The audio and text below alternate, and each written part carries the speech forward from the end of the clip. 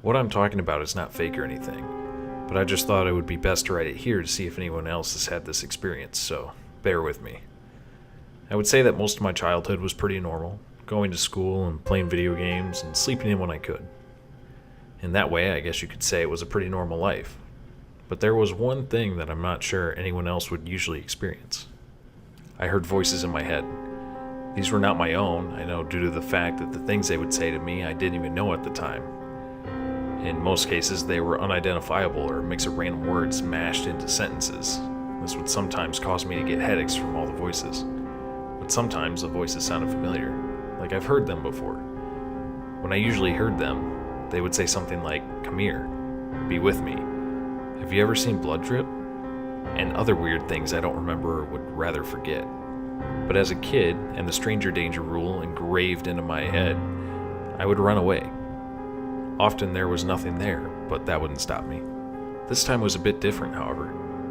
It was in the school year, and after getting home from school and doing my daily routine, it was time for bed. I brushed my teeth and started heading to my room. I laid on my bed, hoping for the Sandman to sprinkle his dust on me, but I was never one to be able to fall asleep easily. This would usually have me laying on my back, staring up and just waiting for hours. Something strange occurred to me that night. The voices sounded familiar. They sounded exactly like my parents. I thought maybe they were just outside my door, so I looked out, but there was no one there. This had me confused for some time, but I gave up and began to try to fall asleep again. Then I heard the voice again. It was louder this time. It sounded like it was coming from below me. I found the vent and pressed my face against it, hearing the voices telling me to come. With not wanting to ignore my parent and an excuse to get up, I got up and started to slowly open my door. I was slightly reluctant due to the fact that there was no lights on, but I went ahead anyways. I wasn't afraid of the dark at the time, so I didn't bother to turn on any lights because I would just have to turn them off again. I walked down the hall hearing creaks as my feet lifted off the floor with the wood under the carpet creaking. I reached the kitchen and then the basement stairs. I cautiously went down, making sure not to miss a step. Slowly reaching the bottom, there was still no light to be seen at all. I thought to myself they must have been in the office with the door shut, so I couldn't see the light. It was also around the corner, so the door must have been shut. How foolish I was to think that. One foot carefully in front of the other, I began to approach the corner to the office. I continued walking in the pitch dark of night till I suddenly stopped. When I was around the corner, I saw something odd. Further down, there were red eyes. It was about 7.5 feet tall. This was my assumption due to how the eyes almost touched the ceiling. Everything seemed frozen for a moment, and it was complete silence. This thing was in front of me, and I was too scared to move. There was only the sound of my breathing. It began to move forward. It was hard to tell, but it was definitely getting closer.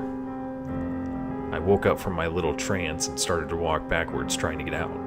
My adrenaline pumping, passing through me as I sprinted towards the stairs. Whatever it was gaining on me. I looked behind and it was so close. I began to run up the stairs as fast as I could, but I tripped. My leg banged on the wood, denting it slightly. Dread filled my body as I looked behind me, but something was wrong. It was laughing at me. It stopped moving, just laughing, like it was finding amusement out of my fear. I didn't have time to think about it though, and my leg didn't want to work, but I forced it to. I ran up the stairs as fast as I could, reaching the door and slamming it behind me. I hid under the covers, waiting for day to come to help me. I still heard it and my parents' voice telling me to come back. I blocked it out to the best of my abilities. After that instant, the voices started to become quieter and quieter, to a point where you couldn't hear them and only deafening silence remained. I told my parents about it and they just thought I was dreaming. I started to believe it too. But that feeling of dread whenever I looked at the spot where I first saw it made me think it wasn't a dream at all. I still had the bruise from the fall on the stairs. But today I looked where I first saw it. Fears started to spike, and I had no idea why, but as I inspected it closely, I saw scratch marks. They were on the wall going down. How did I not notice this before? This is why I decided to write this. Each day, the memory of the incident becomes foggy, just leaving a sense of fear in me. I still feel like it comes back.